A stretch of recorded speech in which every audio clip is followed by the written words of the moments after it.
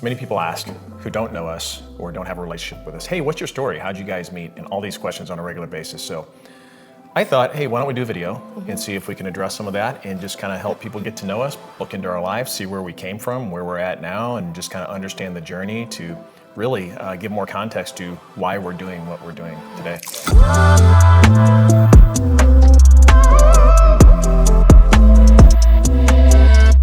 We've definitely gained some experience along the way, and I think it can be helpful to others, but you know, some people see the success we have now and don't realize the journey and the price we paid, or if we, you know, were silver spoon babies, or you know, is that the term? Right.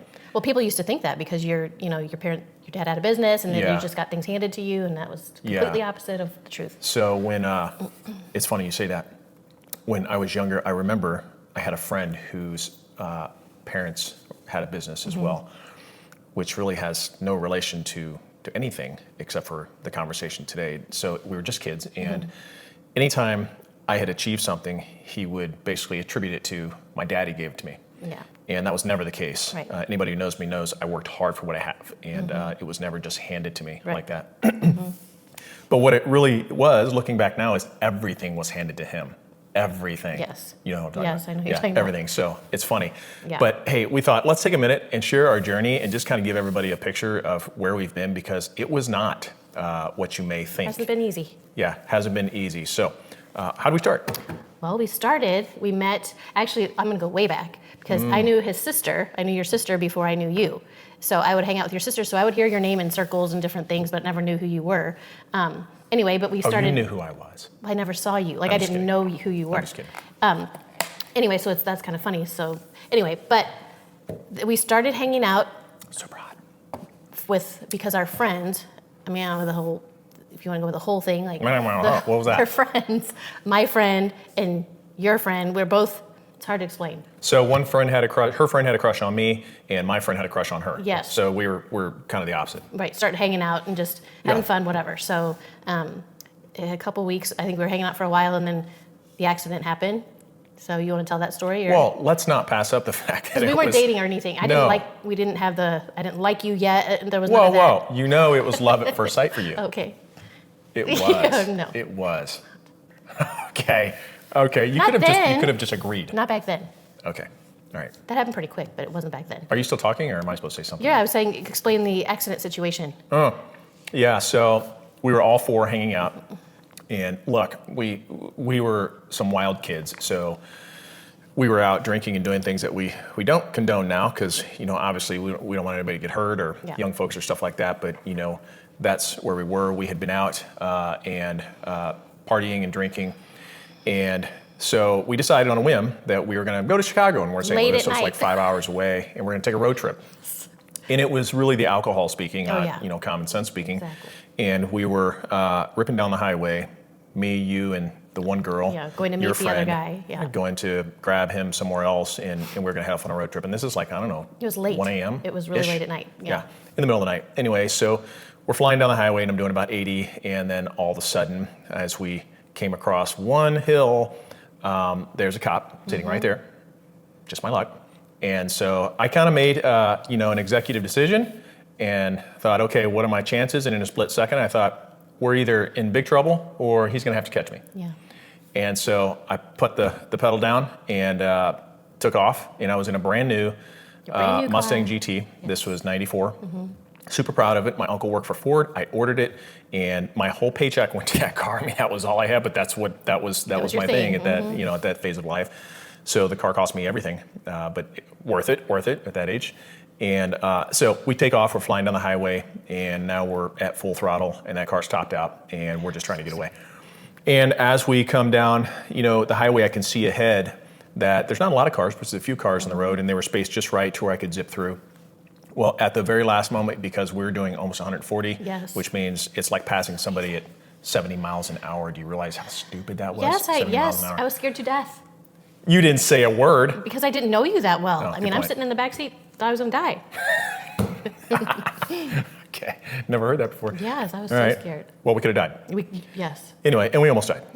Anyhow, so we're flying down the highway at, again, about 140. And as soon as I'm close enough that I, you know, thought I had my lane chosen, one car shifts. Yes. And that one car shift changed everything. Everything. That one car shift Yep. defined our future. For real. Wow. So that one car making a decision to change lanes is why we're here today. That is true. Wow. Isn't that funny? I It never is. thought it like that. So the car changes lanes, Yes. and we're coming up and approaching them so fast, we had no choice but to go left or right. I went left, which put us into immediate spin. Yep. The car whipped around, Four smashed lanes. into the 4 lanes, smashed Four into the lanes. median multiple times, Then went back. Yeah. and then went back. So basically, when I yanked, we spun, smashed to the median, past those cars, and then spun ahead of them and went off onto the outer It's road. like a ping pong, or not ping pong. Something like that. Pinball, yeah. Pinball, yeah, something like And then that. on the outer road of the highway. In my brand new car, 2 weeks old, how now I had the wheels bent in under, Oh, it was was- front was smashed, the back was smashed. It was just It was bad. totaled. And yeah, that's how we met. And then a short time later, what was it, a few It days was or something? A few weeks later, everybody was, with one girl broke her arm, you had some bruising and whatnot, I had some bruising. And anyway, we were extremely lucky. God was watching over us for sure. Super He knew fortunate. the plan, but anyway. Well, and the cops who obviously they caught us because we Yeah, were they caught up to stopped, us. so they caught up to us. Yeah. Otherwise, we would just doesn't matter. Anyway, so when they did, they were saying and telling my parents, I can't believe these kids are alive. Yeah. So it was definitely So, a miracle yeah. if you could see. We should find an Because old there were- picture of that car. Oh, I have pictures, yeah. Yeah, and put it up. And I remember always to this day, I was so amazed that none of the cars coming behind us from the highway ran into us. I mean, Well, everybody that's must because have we seen were it. going so fast. But I mean, there was traffic, so I remember thinking we're so there wasn't lucky that much traffic. It was like 1 there a.m. were still cars coming. There were some out there. So we just got really lucky that no one else hit us in that whole spinny situation. That's because we spun, hit the median, spun off the road. Yeah, it was terrible. So we weren't on the road very long. Yeah. Once the car started spinning. Yeah. So, Anyway, fast so forward. that happened. A few weeks later, I think what happened was, I think your sister, one of you, your parents were out of town. One of you guys had people at your mom's house, at your parents' house. And so we went over there, we were hanging out, and I remember your sister telling me, "Oh, my brother thinks you're cute, whatever." And I was like, "Oh, really?" Because that was the first, I never thought of like anything by then at that time. And so, so you got my number, and I remember we started talking. I was babysitting one night somewhere and started talking then, and my friend came over where I was babysitting. I'm like, "Oh, he just called, I just talked to him and whatever," and it was so funny. And anyway, also add in there, when we decided to start dating, we knew that our friends, Well, you kind of jumped tracks. I'm just kind of trying to speed it along a little bit. Okay, yeah. Anyway, our friends, we knew there was going to be a problem. Yeah, because they both Yes. had interest in each of us, and Yeah. and now we're like, hey, And now we're let's like, let's ditch just, them. yeah, But- let's see what happens.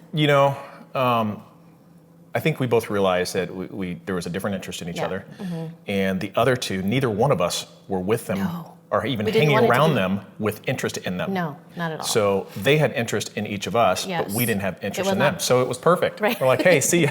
Let's go hang out. Yeah. We did. We just had a connection, and we had so much fun together Yeah. back then, and we were together every single day, and yeah. Yeah, it was all the time. We had a lot of fun together and everything. So that's literally how we met. Yep. I almost killed her. Almost killed me. And then, how awkward is that then I'm at your door, I pick don't know, me what was it up like, and- did you say a couple weeks later? Yeah, I think it I was. thought it was like days, a week or No, so. it was a few weeks because it was the end of April. Okay, it was a few weeks. We literally got in the accident the night before my birthday, or I turned 19 in the hospital. Yeah. Nice. Or something like that. But anyway. Well, then I'm knocking on your door, Yeah, a few picking weeks you later. up to go out. Yeah. That was. You know- yeah, my mom was.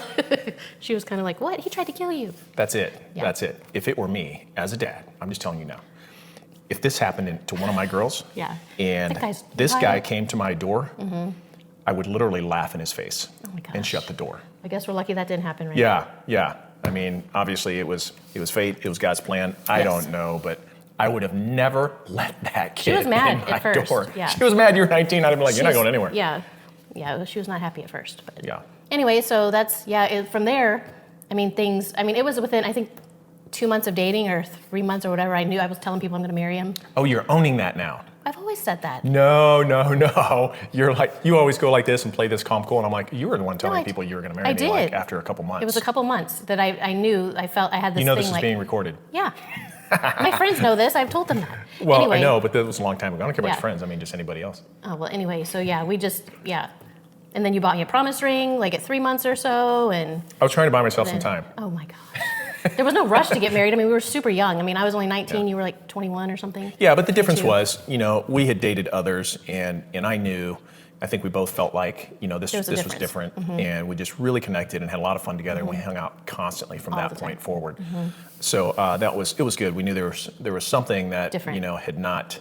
we hadn't experienced with dating others in the past. Yeah, and so it was then. I don't remember how long we were dating when we got pregnant. I don't remember. 6 months. Was it 6 I don't know. or 8? Something, not very long. And so we found that news out. So we were not living No. a godly lifestyle. No. We I didn't were- have that kind of background, so to me it Yeah. was So otherwise, if we had a choice, we would rather try to, wait.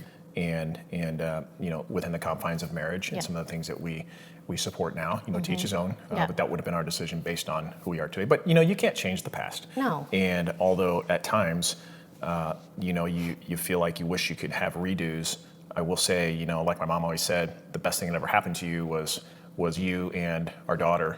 Our firstborn, it because calmed you down. Yeah, it was either, she said, you're either going to be in jail or dead, one of the two. So I see it. this is the best way to get you in check. And it did, because all of a sudden, so we got married, obviously, and life was a little bit tough to navigate from there. But once we got married, and then there's a baby coming along too, things shift, and we started realizing, or I started realizing, wow, I'm responsible for these two, and life changed quite a bit. And life changed also, especially when she came, but you always said you wanted me to be able to stay home and take care of kids or whatever, so that put another pressure on you. Oh yeah. Responsibility-wise, to make sure we could live. So I mean, look, I've always been traditional in my values, and my values were that I felt like I wanted, knowing what I learned on the bus as a kid, not the best place for an education. That's right. So I always knew, and it was even that much stronger at that point, when we had a child, that I didn't want other people to raise our kids or influence our kids any more than what's absolutely necessary for them to, operate within the world and the things that they need to do, like school and stuff like that. So we decided no bus, and that was part of our agreement, which means you had to be home more. So we agreed for you to be a stay-home mom, and I would take care of the rest. Yeah. And that was not so that easy. That was because we were poor. We had nothing. We were poor. Nothing. Yeah, we had nothing. I mean, we had no extra. We'd have, once in a great while, we would get a treat, and we'd go to Baskin Robbins and get like a mocha something drink, and that was our excitement, because Those were so good. we had no money. We had no money to do anything. We had no extra. So I bought my first house at 19. Yes. And when I bought that, I had no idea that what a blessing it would be to lay the groundwork for where we are today. But it did give us a place to live and start, where we were. But people who see us today think that, people think success comes easy, and it doesn't, or they think you had a pathway, or somebody propped you up, or you came from wealth. There's so many of the thoughts that go through. You're lucky, whatever it is. Yeah. And when they see us today, they have no idea that, like you mentioned earlier, hey, you were on what's called WIC. Yeah, I was on WIC. We had food stamps. I mean, it was. Yeah, to get food, and we didn't have anything. We had nothing. We had zero extra. Yeah. So, we would go to my mom's and eat dinner because it was wonderful. Yeah, it was when great. we had dinner there. Otherwise, our greatest moment to shine at the grocery store was like an Aldi's, where not the way Aldi's is today. Yeah, Aldi's back then was not cool. Yeah. No, it was for the people that, it was different. Yeah, it was so not the same. we lived off a hamburger helper. Yes. Without the hamburger. Without the hamburger meat. Because the hamburger was too expensive. Yeah. So And we then basically had a bunch of helper. Right, yeah.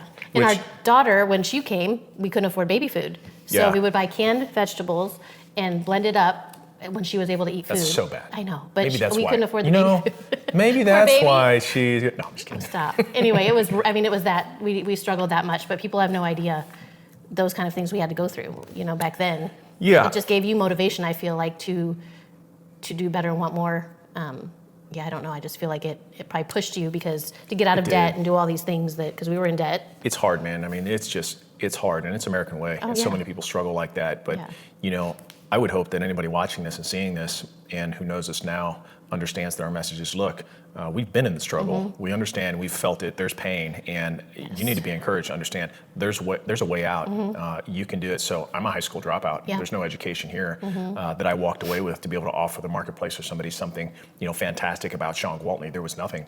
So it just means that you got to have some grit, some grind, and you got to get out there and hustle. Work. And if you want it bad enough, it's there waiting for you. Yeah. So that's really the most important thing that people need to understand. And now today, fast forward, and we should do another video just on, success path and some of those things and how you get there. But today, we're fortunate because I've been able to build multiple seven-figure businesses.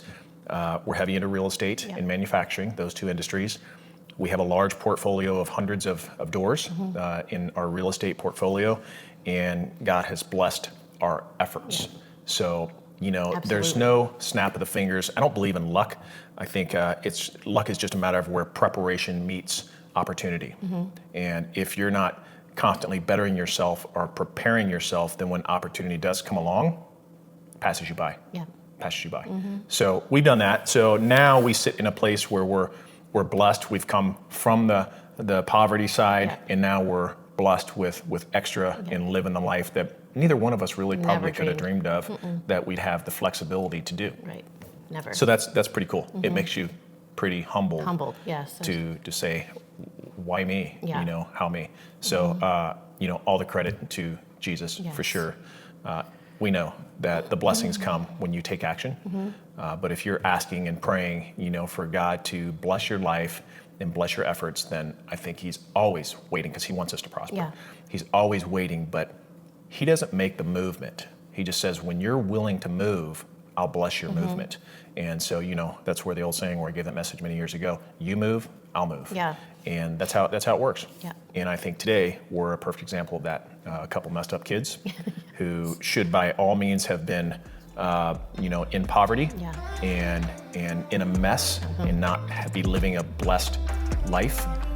We had all the odds against us. We did. And we've beat it, which means if we can, So can you. others can. Anybody can. Yeah. Because there's nothing special that we have that somebody else can't develop or do for themselves to pull themselves into a different lifestyle or to bless their family at a higher capacity.